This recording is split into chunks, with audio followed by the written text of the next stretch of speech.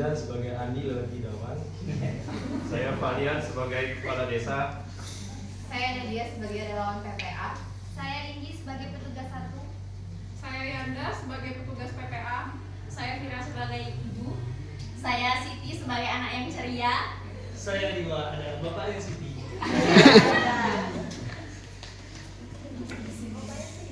Suatu sore di desa Harapan terjadi sebuah peristiwa yang mengejutkan warga. Siti, seorang siswi SMA kelas 1 di desa tersebut, diduga menjadi korban kekerasan seksual oleh seseorang yang dikenalnya.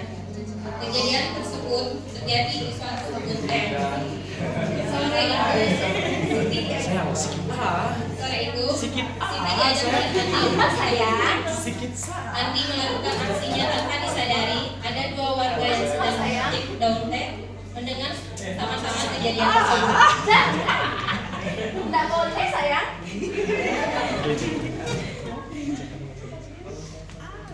Jangan Andi, tidak boleh Andi.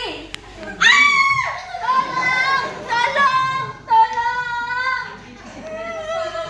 Saya udah Siki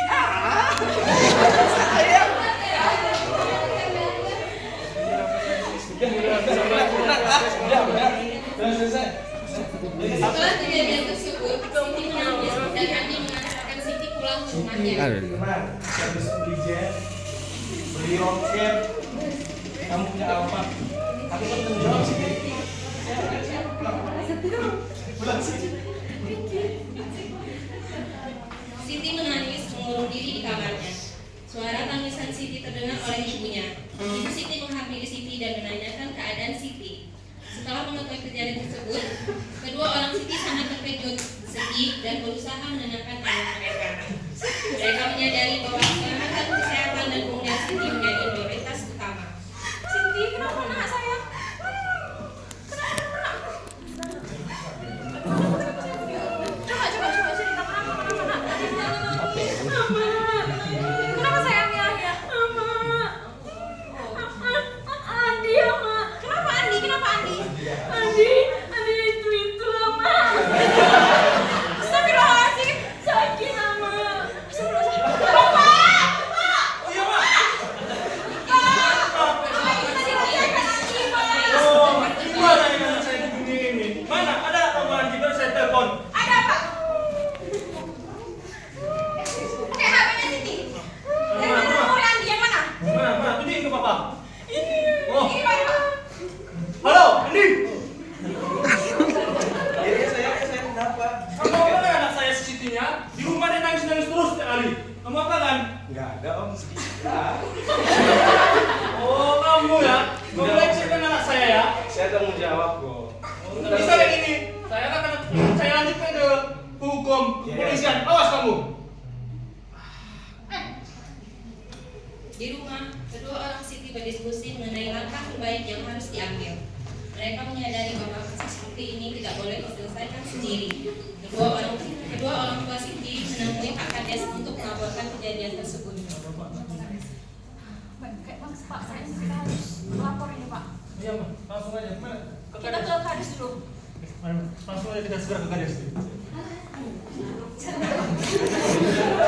Pak Kades menyambut kedatangan kedua orang Siti dan menanyakan maksud dan tujuan mereka datang. Pak Kades. Ya, ada yang bisa dibantu Bapak Ibu? Jadi gini Pak Kades, Ya. anak saya dilecehkan oleh rekan teman sekolahnya. Jadi di sini kedatangan saya untuk melapor Pak Kades. Jadi gimana Pak Kades? Oh baik. Laporan ini saya terima. Selanjutnya saya akan menghubungi tim PPA terlebih dahulu ya. Oke baik Pak Kades. Ya. Assalamualaikum Ibu. Iya, waalaikumsalam Pak Kades, kenapa? Ini Bu, warga saya ada yang mengalami pelecehan. Apakah bisa Ibu bantu? Oh iya Pak, itu di desa mana ya? Oh ini di desa Tai. Oh iya. Nanti saya akan menghubungi petugas PPA dulu ya. Nanti saya akan menindaklanjuti. Oke siap Bu.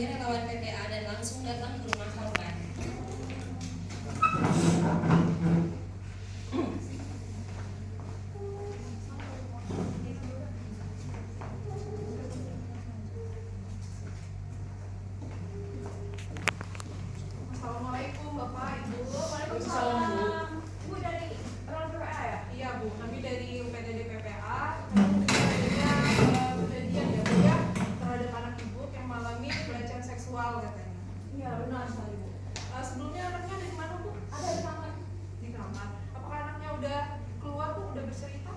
Belum Bu, dia masih ngurung diri dan dia masih bersedih. Kemudian dia nggak mau bercerita. Baik Ibu, di sini kami ada sesi konseling ya Bu ya. Kami mau mengetahui tingkat traumanya bagaimana dan tingkat anaknya itu sekarang ketakutannya seperti apa. Boleh kami bertemu anak Bu? Boleh Bu, mari kami antar. Terima kasih.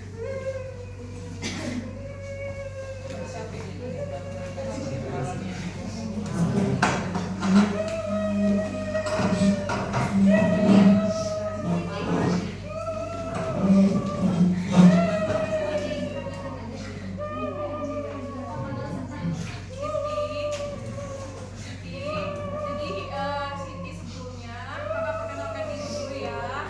Kakak di sini petugas dari UPTD PPA. Kakak di sini berada di pihak Siti, mendukung Siti dan mau mencari bagaimana baiknya hal yang telah terjadi kepada Siti ini. Tadi kakak sudah izin dengan orang tua Siti ya. Siti kalau misalnya masih mau menangis boleh, atau misalnya kalau Siti sudah merasa lebih tenang, boleh kita berbicara. Siti sudah merasa lebih tenang? Boleh ya kakak tanya mengenai kejadiannya? Baik. Sebelumnya kakak perkenalkan dulu ya, nama kakak Yanda dan ini kakak ditemani dengan rekan kakak namanya Kak Inggi. Baik. Dari kejadian ini kakak mendengar Siti belum keluar dari kamar sama sekali. Siti juga tidak makan, mengurung diri dan tidak mau bercerita kepada ibu ataupun bapak. Nah di sini kakak ingin menanyakan sedikit bagaimana kejadiannya itu.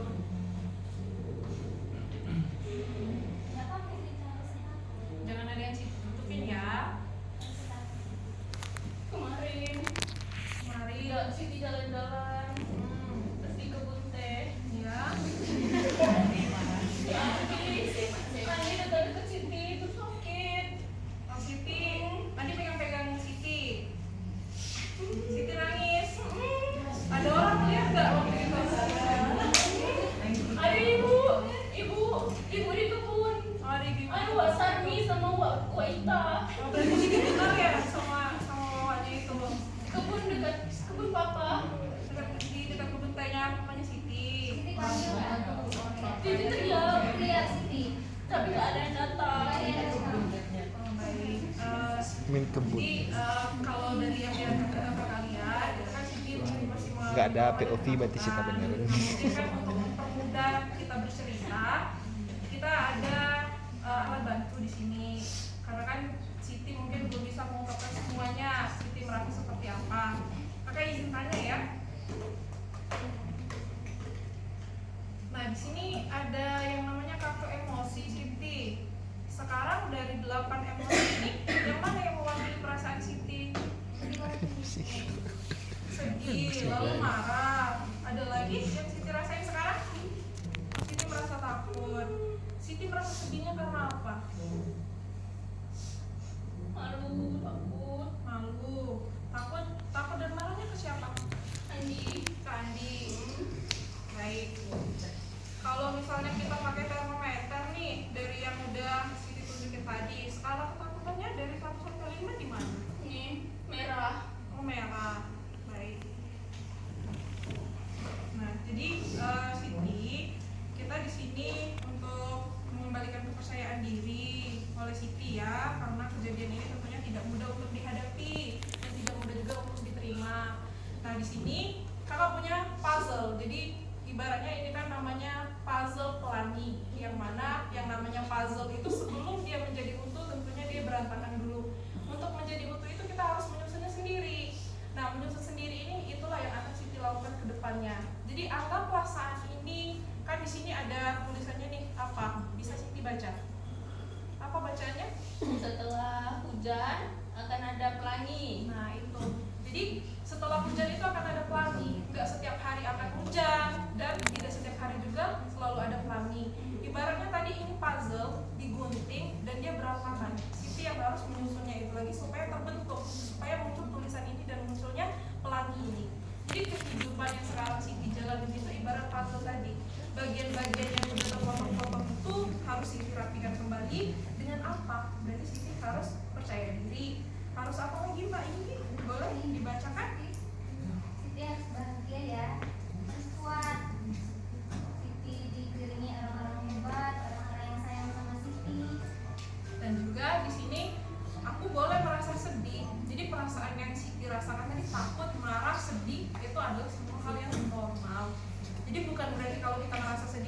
aneh nih karena aku merasa sedih ya. Nah, dari itu tadi berarti kan nggak semuanya hari ini akan terjadi seperti kemarin kan, akan berubah-ubah terus. Karena itu kita harus punya apa? Ini dia. Jadi tadi kan yang kakak dapat nih bahwa Siti itu tidak mampu mengungkapkan emosinya. Berarti di sini harus apa? Nah, kita punya kartu cerita sederhana. Di sini ada nih, halo, nama aku Siti. Siti harus memberikan informasi positif ke dirinya kayak tadi. Aku anak yang berharga, aku anak yang dicintai. Nah, di sini juga tadi kan di sini kejadiannya tidak mengenakan. Kita itu boleh untuk bilang tidak ke orang seperti yang Siti lakukan tadi. Aku nggak suka dipegang bagian ini, kamu nggak boleh menyentuh ini aku gitu ya. Tapi karena tadi kan Siti kalah oleh keadaan gitu. Nah, jadi ini kan tentunya akan menjadi pelajaran untuk Siti. Dan di sini Siti kakak tanya, ada orang percaya nggak? Percaya sama mama. Nah, kalau Siti percaya sama mama, berarti Siti harus cerita ke mama. Jadi setiap hari ada kejadian apa itu ceritakan aja ke mama. Kalau misalnya takut untuk cerita ke papa ya. Oke. Dan di sini harus berani bercerita, terbukalah ke mama, karena yang akan menolong siapa? Yang pertama di dalam rumah itu ada mama dan papa. Dan Siti harus tanamkan aku aman dan berharga. Oke. Setelah ini mungkin kita akan memerlukan waktu yang lama, tapi kita bisa untuk sembuh, oke? Oke? Sama Sitinya. Terima kasih. Setelah petugas melakukan konseling, petugas langsung menemui kedua orang tua korban tersebut dan berpamitan. Baik, Bapak Ibu, Sitinya boleh tunggu di kamar aja ya. Bapak Ibu, kami telah melakukan konseling terhadap kondisi Siti. Memang anaknya mengalami trauma. Nah, kita tidak bisa menghentikan konseling kita dibatasi saja. Jadi kita harus melanjutkan ke psikolog. Untuk jadwalnya nanti akan segera kami beritahukan, nanti dihubungi oleh rekan saya ya. Untuk saat ini, tolong dijaga Sitinya dalam pengawasan, makanya dipastikan walaupun sedikit dipaksa ya dipaksa, dan jangan banyak orang yang mengunjunginya dulu, jangan keluar dulu ya. Itu saja Ibu yang bisa kami bantu untuk saat ini. Baik Ibu, terima kasih banyak sudah membantu Ibu. Terima kasih Pak.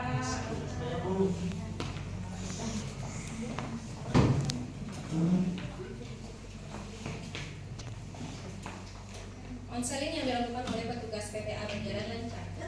Dan konseling ini sangat membantu korban maupun keluarganya dalam kejadian ini. Baiklah, demikian roleplay yang kami tampilkan.